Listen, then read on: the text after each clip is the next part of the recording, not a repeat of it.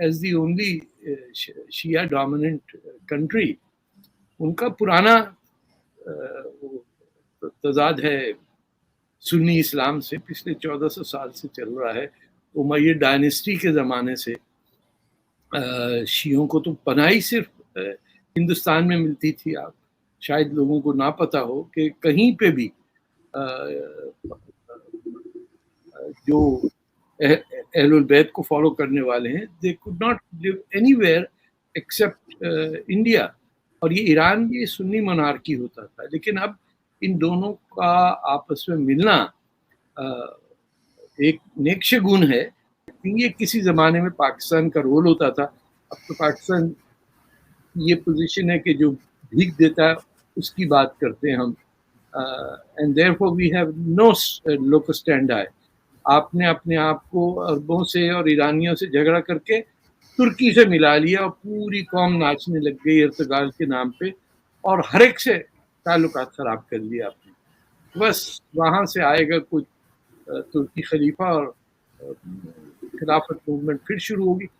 پاکستان کا تو سمجھ ہی نہیں آتا ہے کہ دانشور جو ہیں، انٹلیکچوئل جو ہیں، اکیڈمکس جو ہیں، وہ کیا پڑھتے ہیں، یا پڑھتے بھی ہیں یا نہیں پڑھتے ہیں. کیونکہ اپنے آپ کو ایران اور سعودی عربیہ سے جو تھوڑی بیلنس ریلیشن شپ تھی وہ کاٹ کوٹ کے ترکی سے جا کے مل گئے اور وہاں ملیشیا کو ملایا ہوا ہے.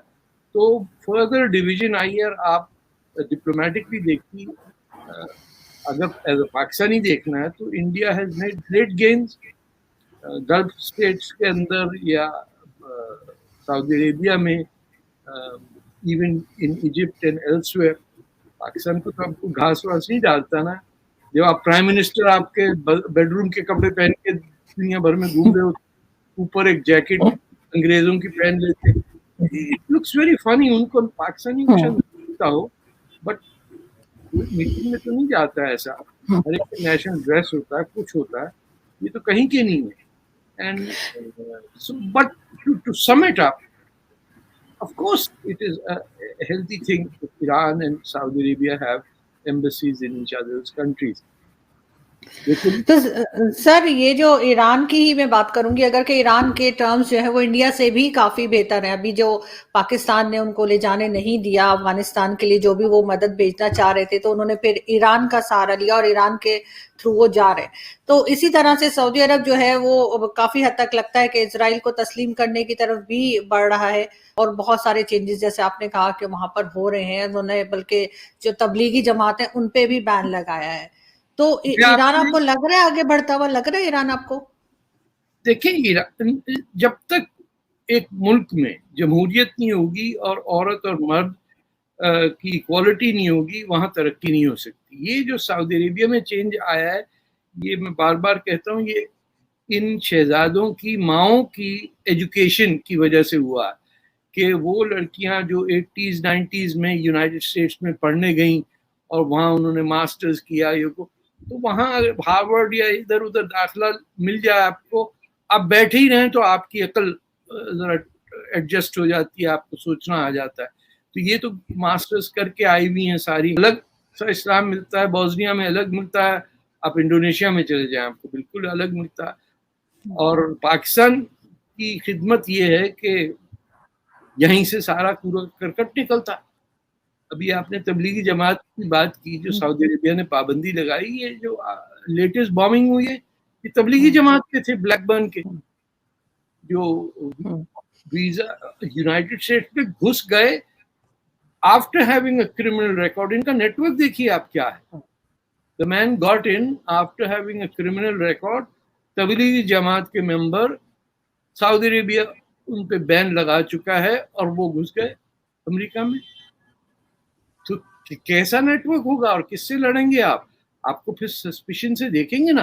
اور ہر جگہ کے کرائم کے پیچھے پاکستان لگ جاتا ہے. It's an odd thing. یہ انسیڈنٹ ٹیکسس میں ہوا. Why does it always have to be a Pakistani? کیونکہ آپ کی آپ اپنے آپ سے شرمندہ ہے نا. آپ کو پتہ ہی نہیں کہ آپ ہیں کون. دنیا میں کوئی لوگ ایسے نہیں ہیں جو اپنا نام اپنی زمین کے ساتھ نہیں رکھتے سوائے پاکستانی کو. ہم تو ہندوستانی ہو کے ہندوستان کو گالی دیتے ہیں, ہماری کیا بات, اور کہتے ہیں ہاں ہندوستان. ارے بھائی استان تم ہو, استان تو ورڈ ہی سنسکرت کا ہے. تمہیں کس نے کہا تھا پاکستان نام رکھو؟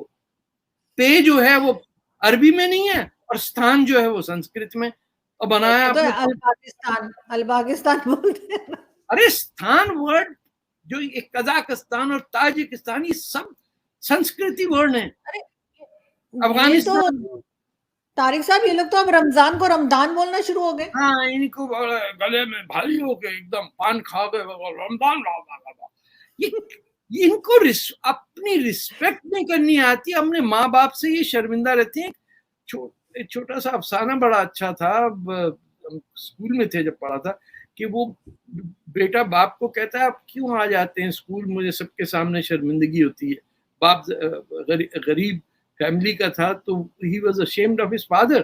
یہ لوگ اپنے ماں باپ سے شرمندہ. آپ اندازہ لگائیے, یہ اس پہ سیریسلی آپ کے ویورز بھی ہیں وہ تھوڑا سوچ لیں کہ جنہوں نے پاکستان بنایا انہوں نے 25 سال بعد کہا کہ ہمیں معاف کر دو پلیز, ہم نہیں ہیں پاکستانی, ہم بنگلہ دیشی ہیں. پورے ہندوستان میں صرف بنگال میں مسلم لیگ جیتی. جو لوگ سندھ کے تھے نہ پنجاب میں مسلم لیگ جیتی. جو سندھ میں تھے جی ایم اللہ بخش سمرو کو اسیسینیٹ کر کے پھر جی ایم سید کو جھوٹ بول کے, ان کی سالگرہ تھی کل 140 گریٹ لیڈر, وہ آزادی مانگ رہے ہیں. بلوچستان آزادی مانگ رہا ہے. پشتون کہتے ہیں ڈورنڈ لائن نہیں ہے تو پنجابیوں کو پتہ ہی نہیں چلتا ڈورنڈ کس سے لکھتے ہیں. دال سے آتا ہے, ڈال سے آتا ہے, یہ کیا ہے ڈورنڈ لائن؟ ڈورنڈ کا پتہ ہی نہیں. تمہارے سر پہ تلوار ٹنگی ہوئی ہے پچھلے 70 سال سے, تم کسی پاکستانی کو نہیں پتا ڈورنڈ لائن کی ہوتا ہے. کتوں آ گیا, نئی چیز آ گئی کوئی. طالبان نے چپٹ کر کے منہ پہ مارا تھپڑ, ڈورنڈ لائن کو ٹچ کیا تو ہم جالی والی سب کاٹ کوٹ کے آپ کو پھینک دیں گے. آپ نے کنفرنٹیشن دیکھی ہوگی طالبان اور پاکستان فوج کی.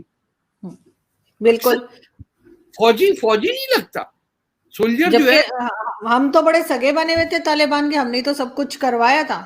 ہاں بس, لیکن جو ان کی جو نیشنل سیکیورٹی پالیسی ہے اس کے اندر انہوں نے لکھا ہے کہ 100 سال ہم کسی قسم کا کوئی جھگڑا نہیں چاہتے, لیکن جب تک نریندر مودی جی کی گورنمنٹ ہے ان سے بات نہیں ہو سکتی. ہاں تو آپ ڈاکٹر اللہ نظر سے بات نہیں کریں گے, بزنجو صاحب کے بچوں سے بات نہیں کریں گے, آپ وہ 6 نکات جو ہیں اپنے اختر مینگل کے, سدھارتھ مینگل کے, اس سے بھی بات نہیں کریں گے.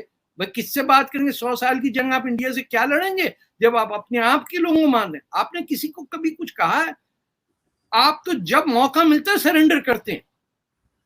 90,000 کی فوج سرنڈر کر گئی.